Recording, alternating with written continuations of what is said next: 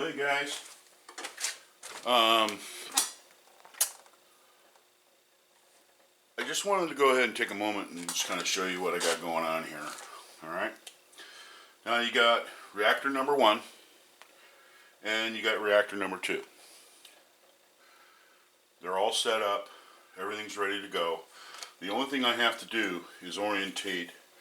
I didn't attach the base to my tabletop yet because I want to be able to adjust this around so I get, peak performance of the bullets coming down through the feed spring. So anyway, that's on hold right now. I have the leg screws in order to do that, but I just want to be in an area where I did that once.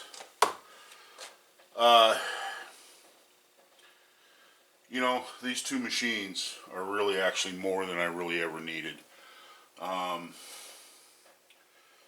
going to tell you what, between these two, you can flat get with it. You can get, a lot of production done in a very short amount of time. And there's a few things I wanted to tell you guys about the stars. Okay, these stars are set up as production machines for boutique shops, where you're buying custom-made ammunition or custom bullets that are sized to a certain size. That's what you're buying here in this machine. But eventually, what I'm going to do, in fact, I'm going to go down there pretty soon. I'm going to go down to Home Depot and I'm going to get some. Conduit hangers, and I'm going to take the air line. Because you have your air line, which right now I've been running it along the floor. But you have your air line, and you have to connect your air line up to the air assist, for your lube reservoirs. And what I want to do is I want to run the line up and over the overhead here, and then just have one of those squiggly attachments, coming down, one of those spiral type airlines coming down, so I can just either attach it to here or attach it to this one, and then that way I can use either or. Yesterday I did a trial run, and in about, I'd say about 20 minutes, I cast it up. I lubed and sized about 500 or so of these, and that's the full wad cutter M&P mold. Another thing that you want to do when you have the star unit is you can buy what they call universal punches, and what I mean by the punch is this right here. This is your punch, just like in this one. This one here has a punch. And the thing is, though, is that you can leave that punch the same length, okay, and not do anything to it, and then adjust it with this adjustment screw up and down, so where you can, get the right amount of depth, so that by the time it goes on its downstroke and you hit the injection part, it'll inject the lube into the lube bands, okay? But the way to do this, really, is you get one of these universals, and what you do is you cut it to length, and then that way you've got this punch for these bullets. No more adjusting. You just put it in there and boom, you're running. And that's what you want. You don't want to spend a lot of time adjusting stuff like that. So anyway, so there you go. You got your punches. You can custom fit them there for the amount of depth, and and believe it or not, it doesn't necessarily have to be one particular style of bullet, because some other bullets will also work with that depth, and the lube will be injected into all the bands. This is set up right now for the 140 grain wad cutter. Let me get in there, okay? And that's this little dog right here. And you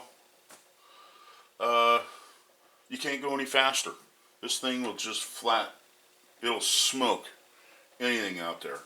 Other than just having an automated unit that they sell as well. This thing is all you really need. Just one of these is all you really need. But with the automatic bullet feeders, Um, you just can't you can't you can't go any faster. It just you really can't. Harry did me a fantastic favor in building these units for me. He got with me. We procured the funding for getting the ball rolling on the project. He made the stand. He welded all this up. He put an adjustable stop here, so where I can move this up and down or whatever I want to do. If I want to go ahead and extend this tube, I can move this up, and then that way this column right here will fill up with even more bullets, and it won't turn on and off as much. Okay, because I'll have to use up all the bullets in this magazine right here. I'll have to use them all up before it starts turning on again. When I cast up some more of these 140s, what I'll do is I'll get this thing going and give a demonstration on it. As it is for right now, I'm still tweaking it a little here, a little there, and making sure that I get all the adjustments and everything, where I want them. Like I said, he really did a great job on these. This is fantastic. I mean, the first one he made me was awesome. This one he made me is up over the top. I didn't expect to have a housing here. I expect to have a reverse button. It's got a fused line. It also has a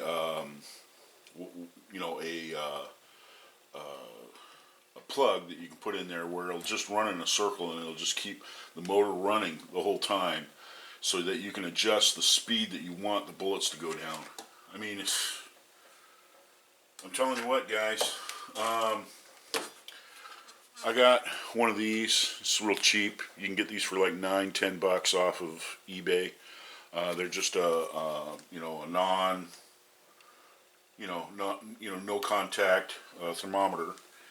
And what I do is I turn these on, and when I get it up there around 116 degrees to 123 degrees, that means that the bullet lube is at the right consistency for it to flow through the machine. You don't want it liquid. You don't want it runny. You don't want it like that. You want it the consistency of kind of like a doughy,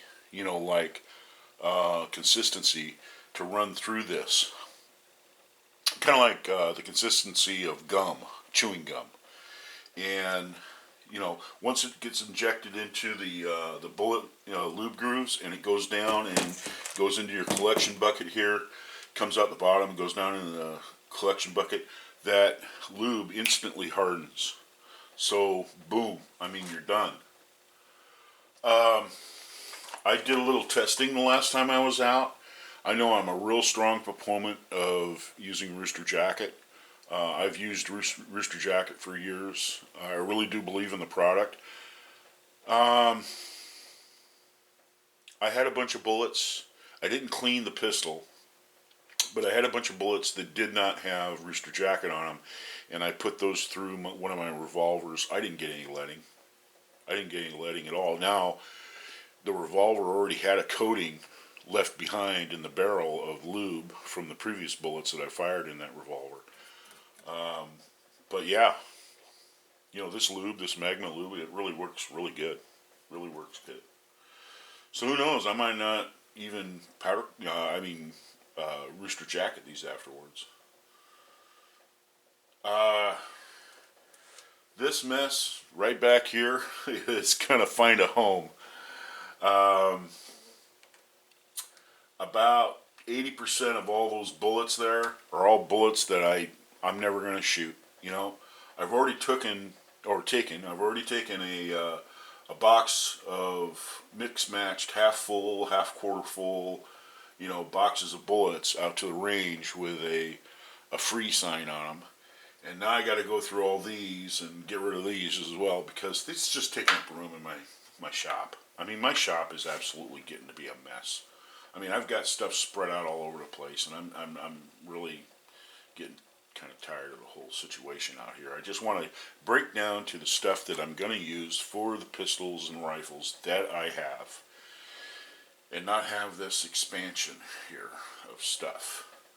So anyway, that's my short little video. I wanted to show that I got this hooked up. So we got reactor number 2 and reactor number 1 right here, working in concert. And man, I'll tell you what, this is the real deal. And plus, you know, I've got 2 Dillon machines. I also have my rock chucker, tried and true. Been on my bench for forever. Yeah, I'm all set, dude.